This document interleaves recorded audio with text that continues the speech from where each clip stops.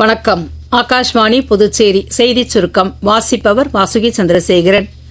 பீகாரின் முக்கிய மந்திரி மகிழா ரோஜ்கர் யோஜனா திட்டத்தை பிரதமர் திரு நரேந்திர மோடி இன்று காணொலி காட்சி மூலம் தொடங்கி வைக்கிறார்.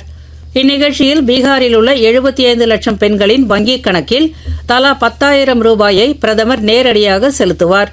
இதன் மூலம் பெண்களுக்கு சுயதொழில் மற்றும் வாழ்வாதார வாய்ப்புகள் வழங்கப்படும் என்று பிரதமர் அலுவலக அறிக்கையில் தெரிவிக்கப்பட்டுள்ளது.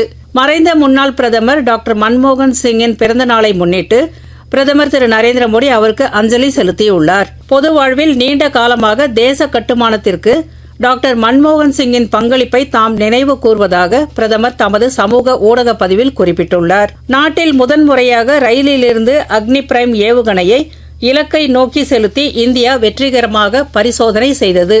இதன் மூலம் ரயில் ஏவுதளம் வைத்துள்ள ஒரு சில நாடுகளின் பட்டியலில் இந்தியாவும் இணைந்துள்ளது.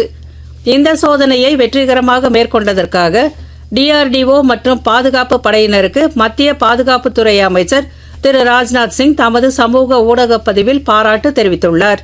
மத்திய அரசின் தூய்மை இந்தியா திட்டத்தின் கீழ் நாடு முழுவதும் கடந்த 17ஆம் தேதி முதல் துப்புரவு பணிகள் நடைபெற்று வருகின்றன.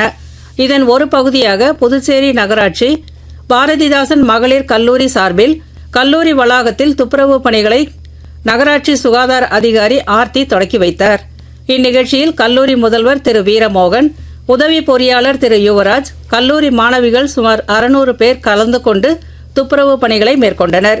புதுடெல்லியில் நேற்று நடைபெற்ற உலக பாரா தடகள சாம்பியன்ஷிப் போட்டிகளின் தொடக்க நிகழ்ச்சியில் மத்திய விளையாட்டுத்துறை அமைச்சர் திரு மன்சுக் மண்டவியா பங்கேற்றார். போட்டிகள் நாளை முதல் தொடங்க உள்ளன.